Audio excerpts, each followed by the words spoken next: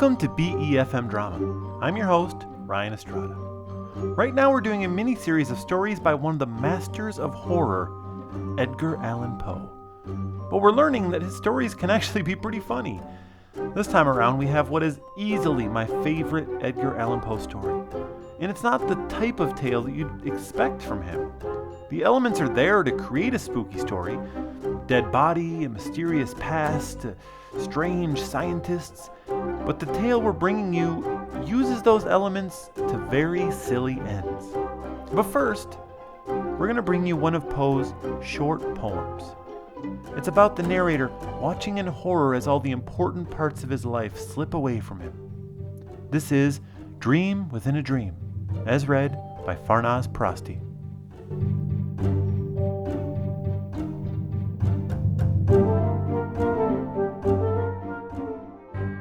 A dream within a dream. Take this kiss upon the brow, and in parting from you now, thus much let me avow. You are not wrong who deem that my days have been a dream. Yet if hope has flown away, in a night or in a day, in a vision or in none, is it therefore the less gone? All that we see or seem is but a dream within a dream. I stand amid the roar of a surf-tormented shore, and I hold within my hand grains of the golden sand. How few, yet how they creep through my fingers to the deep, while I weep, while I weep. Oh God, can I not grasp them with a tighter clasp? Oh God, can I not save one from the pitiless wave? Is all that we see or seem but a dream within a dream?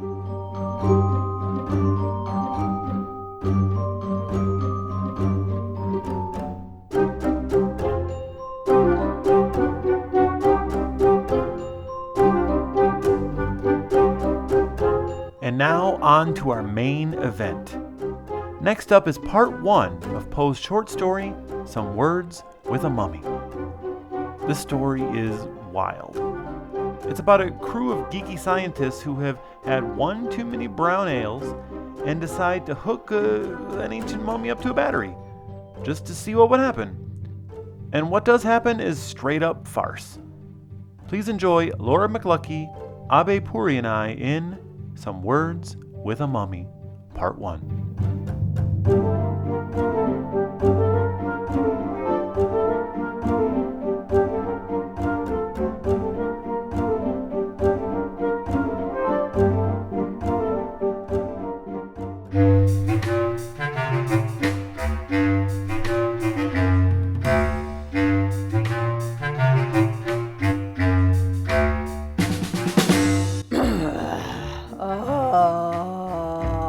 The symposium of the preceding evening had been a little too much for my nerves. I had a wretched headache and I was desperately drowsy.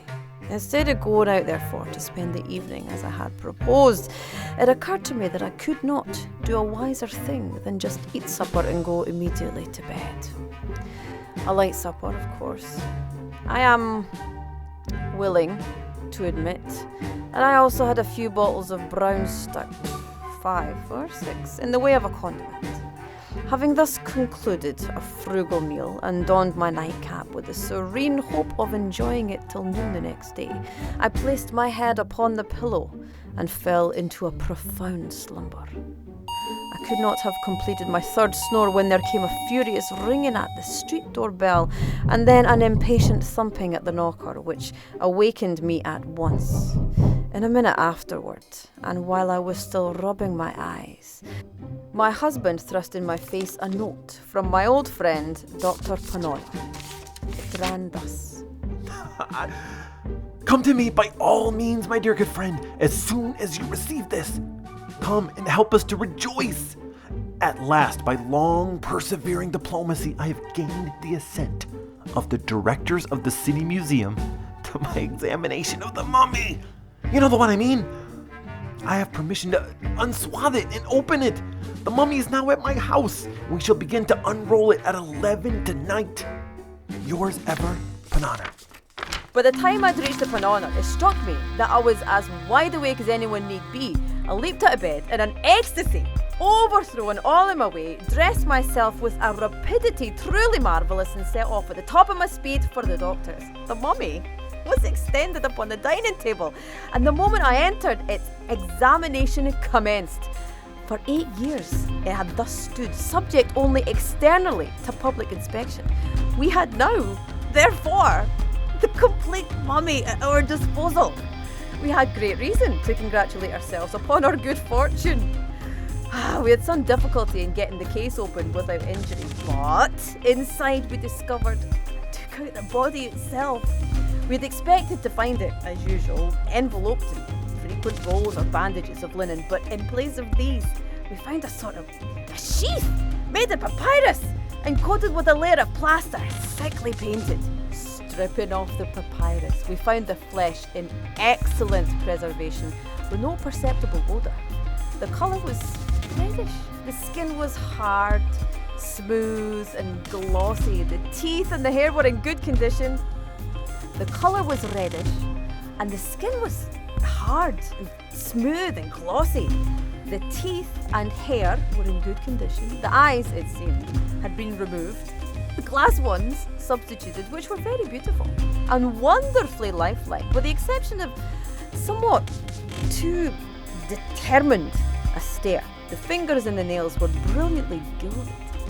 So we searched the corpse very carefully for the usual openings through which the entrails are extracted, but to our surprise we could discover none.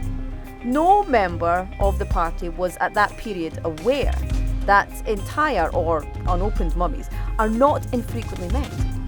The brain it was customary to withdraw through the nose, and intestines through an incision in the side.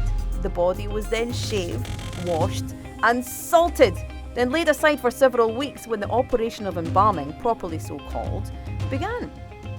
As no trace of an opening could be found, Dr. Panona was preparing his instruments for dissection when I observed that it was then past 2 o'clock. Hereupon it was agreed to postpone the internal examination until the next evening.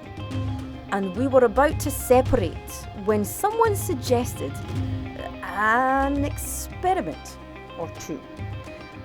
The application of electricity to a mummy, 3,000 or 4,000 years old at the least, was an idea, if not very sage, still sufficiently original, and we both caught it at once, about 1/10 in earnest and 9/10 in jest. We arranged a battery in the doctor's study. It was only after much trouble that we succeeded in laying bare some portions of the temporal muscle which appeared of less stony rigidity than other parts of the frame, but which, as we had anticipated, of course, gave no indication of susceptibility when brought in contact with the wire. This, the first trial, indeed seemed decisive, and with a hearty laugh at our own absurdity, we were bidding each other good night when my eyes, happening to fall upon those of the mummy, were there immediately riveted in amazement. My brief glance, in fact, sufficed to assure me that the orbs, which we had all supposed to be glass, and which were originally noticeable for a certain wild stare, were now covered by the lids. With a shout, I called attention to the fact, and it became immediately obvious to all. I cannot say that I was alarmed at the phenomenon, because alarmed is, in my case, not exactly the word. However, it is possible that, but for the brown stout, I might have been a little bit nervous. Dr. Panona really made no attempt at concealing the downright fright which possessed him. He was a man to be pitied. He will scarcely be so bold as to deny that he made his way upon all fours under the table. After the first shock of astonishment, however, we resolved, as a matter of course, upon further experiment. Our operations were now directed against the great toe of the right foot. We made an incision, and thus got at the root of the abductor muscle. Readjusting the battery, we now applied the fluid to the bisected nerves when, With a movement of exceeding lifelikeness, the mummy first threw up its right knee so as to bring it nearly in contact with the abdomen, and then straightening the limb with inconceivable force, bestowed a kick, which had the effect of discharging that Dr. Panona like an arrow from a catapult through a window into the street below. I rushed out to bring in the mangled remains of the victim, but had the happiness to meet him on the staircase, coming up in a hurry to further prosecute our experiment with vigour and with zeal. It was by his advice, accordingly, that we made, upon the spot, a profound incision into the tip of the subject's nose, while the doctor himself, laying violent hands upon it, pulled it into vehement contact with the wire, morally and physically, figuratively and literally. It was the effect electric. In the first place, the corpse opened its eyes and winked very rapidly for several minutes. In the second place, it sneezed. And in the third, it sat up on end. In the fourth, it shook its fist at Dr. Panona's face. And the fifth, it addressed us in very capital Egyptian, thus. I must say, gentlemen, that I am as much surprised as I am mortified by your behavior. Dr. Pernona, nothing better was to be expected. He is a poor little fat fool who knows no better. I pity and forgive him. But you, who has traveled and resided in Egypt until one might imagine you to the manner born, you, I say, who have been so much among us that you speak Egyptian fully as well, I think, as you write your mother tongue, you, whom I've always been led to regard as a firm friend of the mummies, I really did anticipate more gentlemanly conduct from you.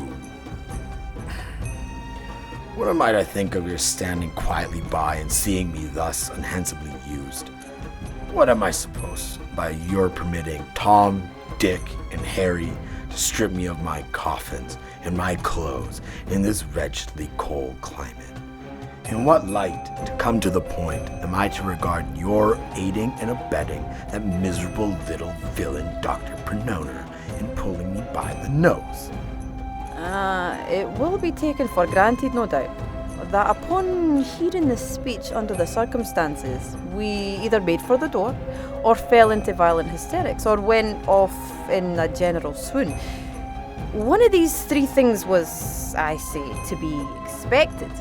Indeed, each and all of these lines of conduct might have been very plausibly pursued, and upon my word, I am at a loss to know how or why it was that we pursued neither the one nor the other. But perhaps the true reason is to be sought in the spirit of the age, which proceeds by the rule of contraries altogether, and is now usually admitted as the solution of everything in the way of paradox and impossibility.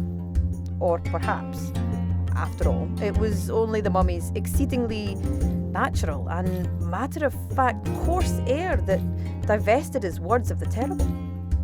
However this may be, the facts are clear, and neither of us betrayed any very particular trepidation or seemed to consider that anything had gone very especially wrong. For my part, I was convinced it was all right, and merely stepped aside, out of the range of the Egyptian's fist. Dr. Panonor thrust his hands into his breeches pockets, looked hard at the mummy, and grew excessively red in the face. Why don't you speak? Did you hear what I asked you or not? Do take your thumb out of your mouth. I may as well take this occasion to remark that all the subsequent conversation in which the mummy took a part was carried on in primitive Egyptian, with myself translating.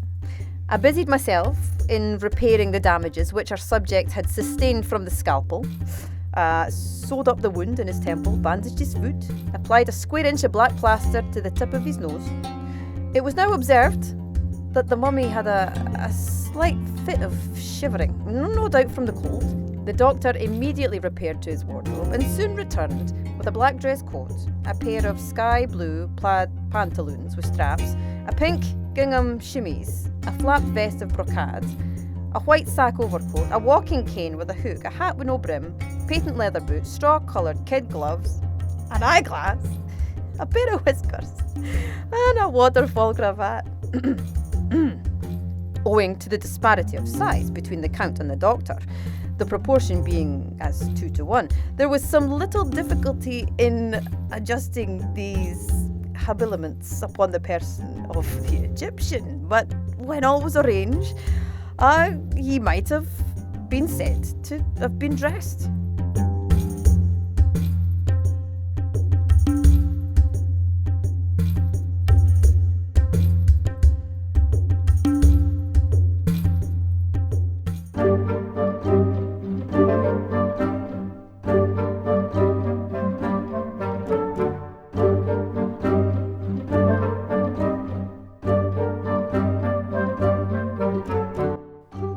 We'll leave the story there for now.